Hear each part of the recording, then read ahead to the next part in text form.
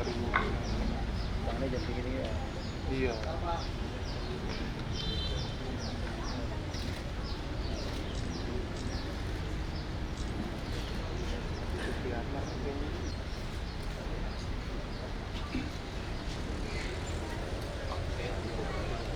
Udah? Bisa masuk lagi? Salam sejahtera buat kita semua. Shalom.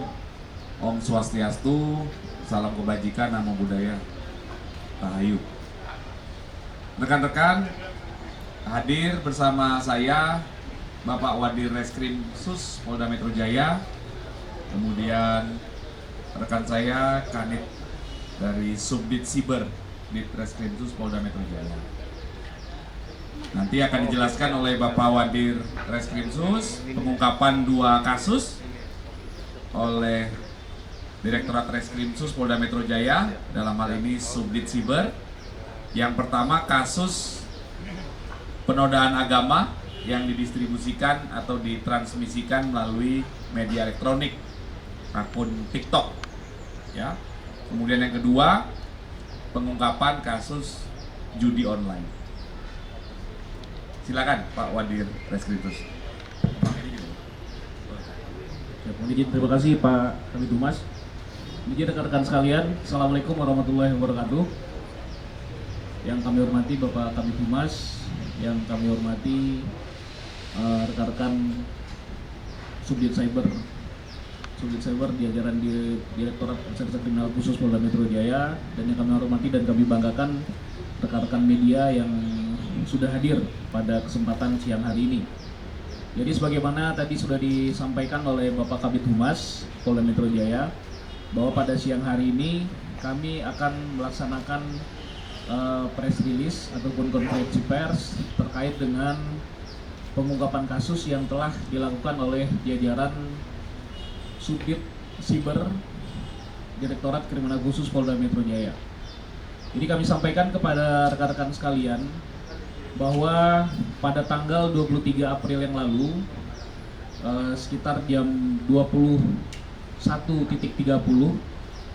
jadi jajaran dari Subdit Siber Reskrimsus Polda Metro Jaya itu telah melakukan penindakan, telah melakukan penggeledahan di sebuah rumah yang berada di daerah kawasan Tapos, Cimanggis, Depok, Jakarta, di kota Depok.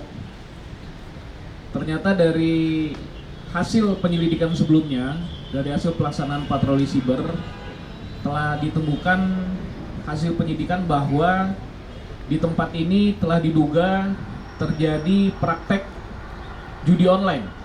Praktek judi online yang dioperatorkan oleh beberapa orang. Dan setelah dilakukan penggeledahan di tempat tersebut, kami telah melakukan penangkapan terhadap 4 orang yang berada di dalam rumah tersebut. Nanti untuk orang-orangnya tadi rekan-rekan sudah kita perlihatkan, ada 4 orang, yaitu dengan inisial yang pertama itu adalah saudara EP, kemudian yang kedua saudara BY, ketiga saudara DA, dan terakhir saudara TA. Jadi kami sampaikan kepada rekan-rekan sekalian bahwa peran dari 4 orang tersangka ini dapat kami jelaskan bahwa saudara EP itu adalah sebagai pengelola dari akun judi online ini. Jadi peran dari saudara EP ini cukup besar. Saudara EP inilah yang memiliki akun melalui channel YouTube pribadi miliknya, yaitu dengan nama Bos Zaki @Zaki594. Kemudian untuk modusnya, cara yang dilakukan oleh si tersangka EP ini yaitu melalui channel YouTube yang dimilikinya dan akun yang tadi dimilikinya. Tersangka ini telah memasarkan permainan judi online dengan jenis slot, domino, poker, dan lain-lainnya kepada para pemain judi online. Kemudian dalam konten video yang diposting oleh tersangka yang berisi muatan perjudian ini, terlebih dahulu harus mendownload aplikasi. Ya, jadi ada 2 aplikasi yang dipergunakan oleh si tersangka ini, yaitu aplikasi slot Hicks Domino dan juga aplikasi Royal Dream melalui link yang telah diberikan oleh tersangka. Nah, kemudian setelah itu para pemain judi online ini diberikan chip, di mana satu chip ini harganya sekitar Rp65.000 dan ini sifatnya merupakan chip virtual.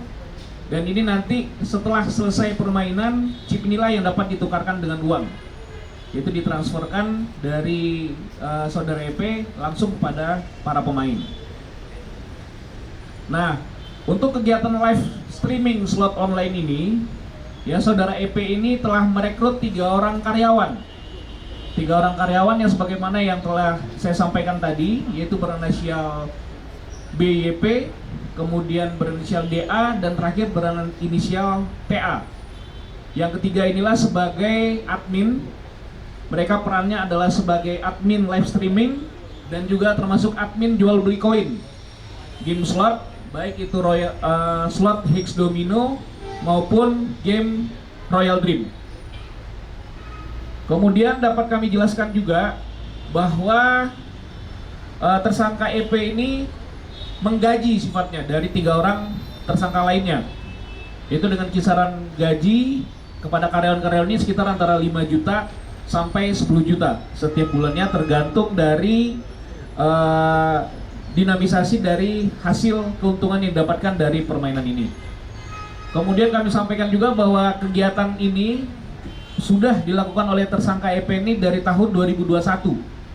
Dari tahun 2021, kemudian baru pada tahun ini alhamdulillah kita bisa melakukan penangkapan dan diperkirakan total omset yang sudah dilakukan oleh tersangka EP dan karyawan-karyawan ini sudah mencapai sekitar 30 miliar rupiah. Demikian yang dapat kami sampaikan. Kemudian kami tambahkan juga itu terkait dengan penerapan pasal. Penerapan pasal perlu kami sampaikan kepada rekan-rekan bahwa penyidik jajaran Subdit Siber Reskrimsus Polda Metro Jaya telah menerapkan tindak pidana mengadakan atau mempermudah perjudian melalui sarana media elektronik dan atau perjudian dan atau tindak pidana pencucian uang sebagaimana dimaksudkan dalam persangkaan pasal, yaitu pasal 27 ayat 2 junto pasal 45 ayat 3 Undang-Undang Nomor 1 Tahun 2024 tentang perubahan kedua dari Undang-Undang Nomor 11 Tahun 2008 tentang informasi dan transaksi elektronik. Kemudian juga kita yuntukan dengan pasal 303 KUHP, pasal perjudian, dan juga kita yuntukan dengan pasal 3, pasal 4, dan pasal 5 tentang Undang-Undang Nomor 8 Tahun 2010 tentang tindak pidana pencucian uang.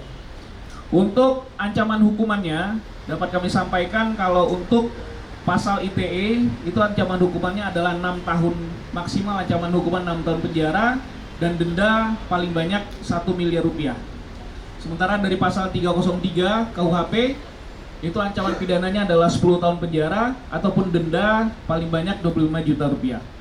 Kemudian juga ditambahkan dengan pasal 3, pasal 4, dan pasal 5 Undang-Undang Nomor 8 Tahun 2010 tentang tindak pidana pencucian uang dengan ancaman pidana penjara itu berkisar di antara 20 tahun, kemudian denda juga paling banyak 10 miliar rupiah. Mungkin sementara itu yang dapat kami sampaikan kepada rekan-rekan media. Nanti kalau ada pertanyaan ataupun hal lain yang perlu kita diskusikan, kami persilakan. Terima kasih. Baik, terima kasih Bapak Wadir Reskrimsus. Silakan terkait apa yang sudah dijelaskan oleh Bapak Wadir Reskrimsus, silakan bagi rekan-rekan yang ingin bertanya. Kami awali dari sisi sebelah kanan saya. Silakan Mas. Pak, saya Isa Pak dari Net. Pak, saya mau nanya, kalau untuk kan tadi kalau orang mau main itu download dulu. Downloadnya itu mereka aplikasi bikin sendiri atau memang aplikasi yang sudah beredar gitu Pak? Dari link yang sudah ada.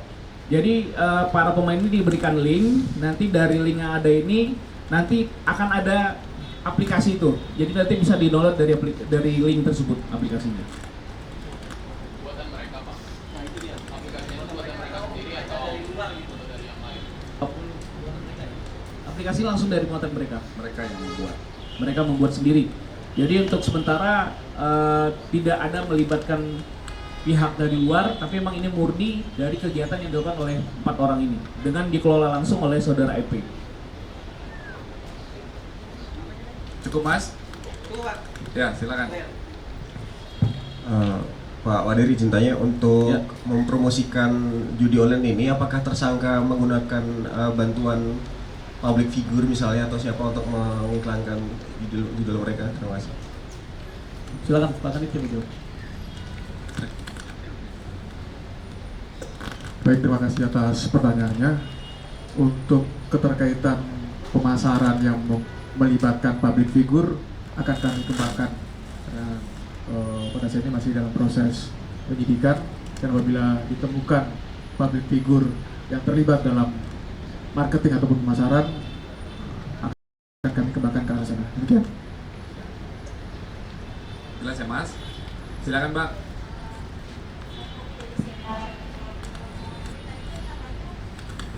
Demikian. Katanya aplikasinya kan dibuat sendiri ya Pak. Berarti latar belakangnya EP ini dari ahli IT atau seperti apa? Yang kedua, karena dia berbasisnya link, berarti tidak ada di Google Play Store atau App Store Apple ya berarti? Terima kasih, Pak. Kalau untuk di Play Store kita pastikan sudah pernah kita cek, tidak ada, aplikasi tersebut tidak ada. Jadi itu benar-benar hanya dari link yang sudah disiapkan oleh saudara EP ini. Ya. Latar belakangnya. Latar belakang pendidikan.